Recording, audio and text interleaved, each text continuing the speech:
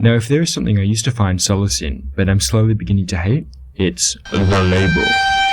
It is said that when the glorious label was first conceived, it was the love child of the neurons within a monkey's head. This misguided monkey forged a connection between and no, there wasn't a YouTube comment section.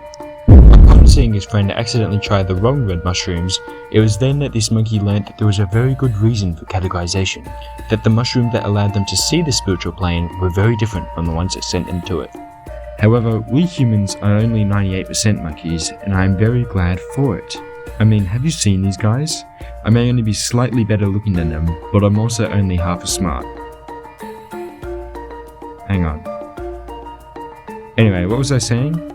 While I may be an exception, there are definitely at least a handful of humans who are smarter than the average monkey, and perhaps consequently, I find myself disappointed in the restrictive use of labels that us humans try to fit nearly everything into. There is another conversation surrounding labels that I want to discuss at a later date, but today we're looking at the wonderful world of video games, and perhaps more importantly, the monkeys who play them. The labels labeling media are given their own label, the genre, in what is perhaps the human brain's most audacious move since calling itself the smartest organ.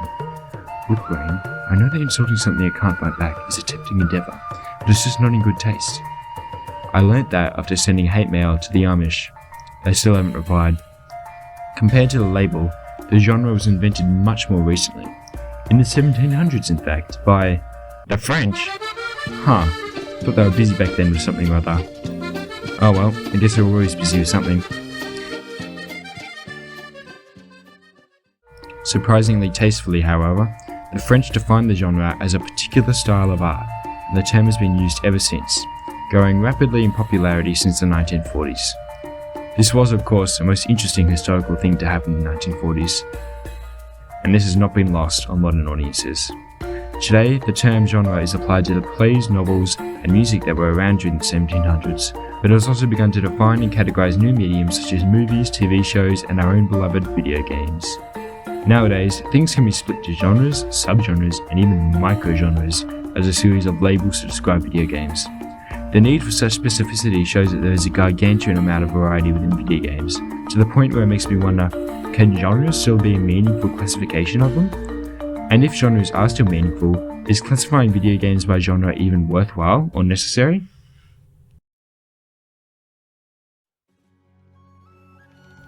I present to you Case 1. The RPG, also known as the role-playing game. Now, I'm not a fan of the RPG. Look, I've played fucking Pokemon. I've seen the horrors of turn-based gameplay, and I do not need to play Octopath Traveler, Dragon Quest, or Fire Emblem to know that these games do not give me the escapism that I crave.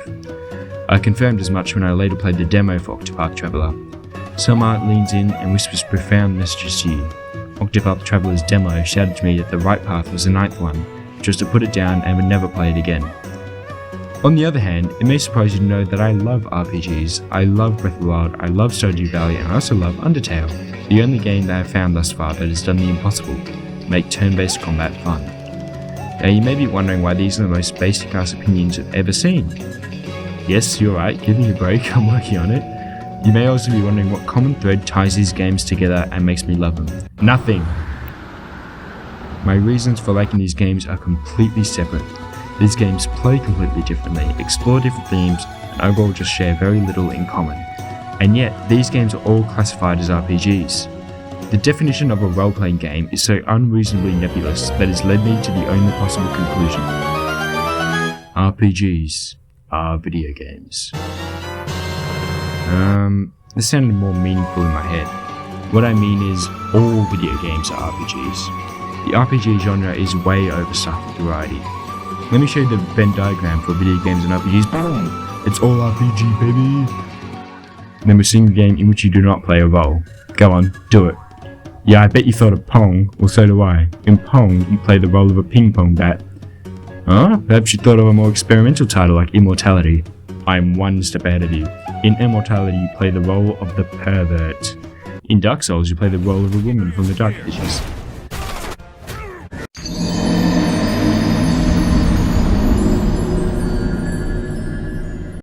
Zanny said it best. It's supposed to be a fucking RPG! What role am I playing? The fucking victim?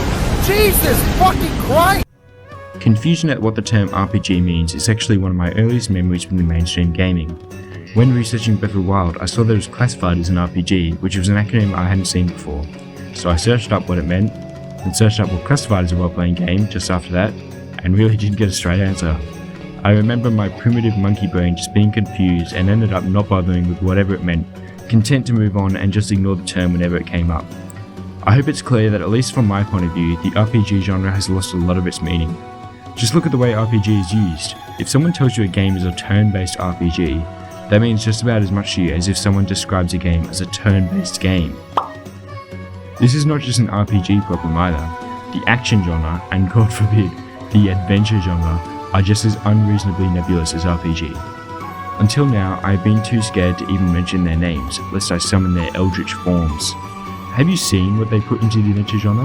Life is Strange and fucking Death Stranding are both in the adventure genre. Truly, the largest label to have ever existed. The point of a label is for it to have a set of specific characteristics that the audience has memorized and attached mentally to that label, so that those characteristics may be reflected onto a new subject without listing and explaining all of these characteristics every time. Yet when the characteristics are so loosely defined, the idea of a genre falls apart. When a label can mean anything, it means nothing.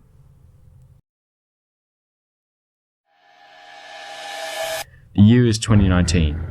The plague has not yet cursed us, and I am watching the E3 2019 Nintendo Direct.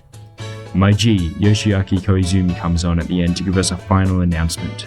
Bubbles rise, waves crash, and Link appears on screen, but never as I've seen it before. He was stylistically animated, with a very striking visual aesthetic. My excitement rises as lightning slits the sky and a gorgeous title card appears. See, I was relatively new to the realm of Nintendo, and I'd played only a handful of 2D Zelda titles like Minish Cap and Link to the Past. These were actually some of the very first games I ever played, and I knew these games were old. I didn't know that Link's Awakening existed in the moment, or that this was going to be a remake. The thought of a modern 2D Zelda game was very, very exciting. And then, the trailer cut to gameplay. What the fuck? This shit looks the exact same as these ones, and not nearly as good. Why is the grass in squares? Why does everything look like Lego? And why does Link look like the scary button-eyed people from Coraline? I understand that this style is meant to look unreal, to hint at the dreamlike state of the game, but you know what this style is also meant to be? Cheap. I actually didn't even buy it. I still haven't, despite being a massive fan of the Zelda series. Now you might be asking why I'm hitting you with this long useless waste of your time aside. Well, I'm asking you why.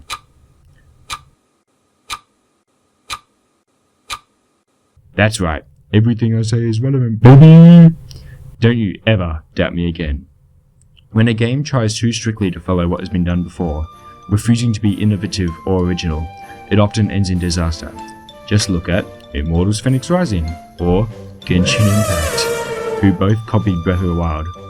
Even look at a game like Yooka-Laylee, which tried to emulate the Banjo-Kazooie style, and many would say they did so successfully, but copying many of these dated design choices brought down the game significantly. And this brings me back to genres. Genres so often are defined by pivotal video games, Rogue, Dark Souls, and even my own beloved Metroid.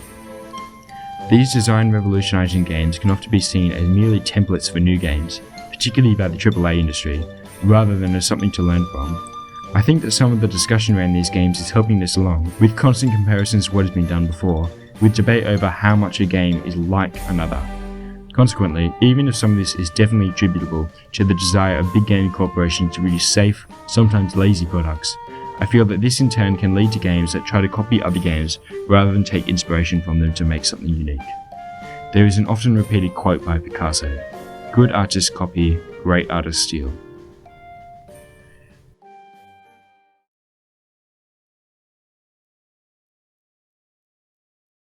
Genres based off of individual media is something that, to my knowledge, is really only present in video games. I mean, I haven't exactly heard of a Jaws-like or a Star Wars-like, even though many movies clearly take inspiration from influential titles such as these. I think that part of this is because video games are so uniquely complex and varied in their design. So much goes into a game that a lot of the gameplay needs to be explained automatically. Comparison to other similar games through genres is the only real effective way of conveying what it is like to play a certain game, even if it can wipe away some of its uniqueness. However, genres can also mean different things to different people. Take a seemingly basic well-defined genre, the Metroidvania. A Metroidvania is a game like Metroid, right? But what part of Metroid? To some people, a Metroidvania is defined by having lock and key power-ups that open up progression. To some people, that same Metroidvania genre is actually about having a big interconnected world. To other people still, it's about having freedom to progress non-linearly, regardless of the presence of power-ups in a big connected world. And then even more people argue about what is a hard and fast definition of the Metroidvania genre, and what are just soft trends consistent throughout the entire genre, such as games almost always being 2D platformers. This difference in genre definitions can actually lead to some confusion about what similarities games have, and overall about what a game is actually like. This difference in genre definitions can actually lead to some confusion about what similarities games have, and overall about what a game is actually like, when comparisons are made between the two of them. A game of massive acclaim, Hollow Knight, is often cited to be both a Metroidvania and a Souls-like, and while it is clear there's influence, the creators of Hollow Knight often downplay these similarities. I suspect that this is because they are trying to avoid unwanted comparisons and present it as its own thing, rather than have Hollow Knight be relegated to just a Souls-like. This is something I can completely respect. If people are constantly measuring something up against something else, it can really drag down a game and distract from the entire picture. For me personally, I played Ori and the Blind Forest pretty soon after I played Hollow Knight, after being told that Ori and the Blind Forest was a Metroidvania. I constantly compared Ori with Hollow Knight, searching for the elements of Hollow Knight that I loved within Ori. I compared Ori's more straightforward story and simplistic combat to Hollow Knight's comparatively more complex storytelling and combat, and couldn't help but feel a bit disappointed in the game. This actually detracted from my experience with Ori, even though this is a bit of an unfair comparison. Ori's style may be different, but that doesn't mean it's worse. Except for the combat, thank God they changed that in the sequel. I've since gotten over this brain-dead behaviour and learned that Ori has a lot of unique qualities that make it an awesome game. The platforming in Ori is really fluid, dynamic and enjoyable. The story, while simple, tugs on my deadened heartstrings.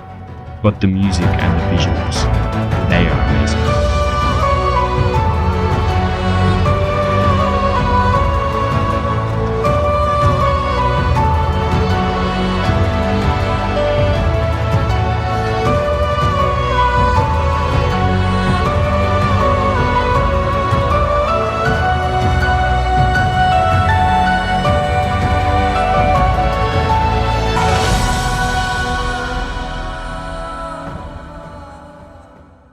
But at least for a little bit, that direct comparison, facilitated by being told they were part of the same genre, sucked enjoyment out of the game and distracted from everything else Ori has to offer. Comparison is just what has been done before can be reductive and remove the individuality of a game, the thing that often makes it something worth playing. I sometimes wonder if Team Cherry would feel disappointed knowing that their game had caused unwanted comparisons and impacted another game when they tried to avoid the same thing happening to theirs. Is it really worth calling games as different as Ori and the Blind Forest and Hollow Knight both Metroidvanias and leaving it at that when everyone's definition of a genre can be so different and what they like about a genre can be so different? The same thing happened to me with Hades. It was described as a roguelike game, and being someone whose only experience with roguelikes was Enter the Gungeon, I came to the only logical conclusion. That Hades was hard as balls and totally unfair. It was only later I learnt more about it and saw that it was not like that, and that Hades uses its roguelike structure to give a tangible sense of progression to the player. Genres can mean different things to different people, so simply telling someone which genre a game is part of can give someone the wrong impression of a game and inaccurate expectations. A lot of the issues with categorization comes from perspective. Think of the tomato. To a smug botanist, a tomato is a fruit, but for normal people, tomatoes functionally serve as vegetables. Yet neither of these categorizations are wrong, they're just made from different perspectives. We'll come back to this. Now, while the internet has become a haven of intellectual discourse about video games in some areas, it is also home to Reddit, Twitter, and worst of all, me. Some of my takes have been so utterly moronic, my Twitter account was actually flagged as a potential Elon Musk impersonation account. That being said, even I have never really been too concerned with what games fit into what genres. But many people are. The restrictiveness of many genres leads to a lot of what I feel is pointless debate about whether a game is truly part of one genre or another. Of course, integral to many internet discussions such as these is everyone's favourite double G: gaslighting and gatekeeping. Take the roguelike genre. Many fans of the original Rogue felt that the genre of roguelikes was deviating too much from the original style of Rogue, and proceeded to split the genre, creating the roguelike. I think that this distinction has actually been useful for determining different progressions between these similar games. But useful to who? As someone who never used to play a lot of roguelikes, this distinction actually caused a bit of confusion and made discussion and playing these games even more unapproachable. Now, though I do find this distinction interesting and important, that's only because I am now quite familiar with roguelikes. This distinction is only useful to experts within a given field, so naturally categorizations will be more detailed when made by people familiar with the topic, like us hardcore gamers. While it is true that genres are pointless without specific meaning, the more specific a categorization is, the more it limits its utility for a greater number of people, as well as just reducing its utility overall. Often we see someone try to brutally cram a game into a genre, grotesquely molding it into a shape that it isn't. There's this idea that games need to fit these genres, which is completely backwards. Genres need to fit these games.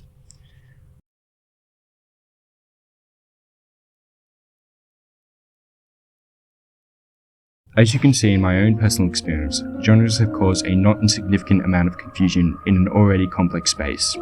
Genres are way too nebulous, can encourage homogenization, and are often misleading or at least inaccurate in describing games. It often feels like they just get in the way. I feel that genres themselves are becoming a little bit obsolete. Genres initially were just classifications so people could find games they liked, and while I think that gaming has grown beyond that in a lot of ways, there's still merit to their usage. However, compared to the video game industry, other industries like the movie industry have much less discussion about genres. No one really cares about trying to describe what genre of movie Oppenheimer is. They just tell you what the movie is like, and either recommend you watch it, or dissuade you from watching it. I think that this is what we need in video games. Yes, genres do still have their place. Some games do not push the envelope and comfortably fit into pre-existing categories, but it's when people feel the need to unnecessarily label a complex game to review, or when developers feel the pressure to make games that copy certain genres, or are pressure to, or when a random Redditor feels the need to compare Pikmin 4 to Dark Souls, that I begin to wonder if genres are becoming unnecessary, or maybe even do more damage than good. Something I want to see from the gaming community is for genres to be used as descriptions of video games, not as their whole identity. So instead of saying that a game like Hollow Knight is a Souls-like, point out the elements within Dark Souls or the Souls-like genre that a game borrows. Or when describing a game like Hades, point out that it borrows a structure common to roguelikes, but differs in its permanent progression. I hope that this way of describing will help provide better impressions of video games to prospective players. In doing so, I would hope that this change in description might reduce the expectation for games to conform exactly to design choices by other games, especially when that design choice might be outdated or not the right fit for a game. Similarly, this will also enable people to know exactly what you mean when you say that Darkest Dungeon borrows elements of role-playing games, namely story, characters, and turn-based combat, or when I say that Living in Australia has similarities to Dark Souls. I think we have all been feeling a change in the way genres currently work. There are many high-quality videos that discuss these problems and more. I think that the conversation surrounding genres has been changing and that generally people are becoming much more intentional about genres. I hope with this video that I can push more people to think about the way genres are used, and that the discourse will begin to shift so that genres are either radically different or increasingly irrelevant. I don't need to know everything about a game after a review, but I do want the information and impressions I'm getting to be accurate and help me better inform what I want to play. And in the end, isn't that what it's all about?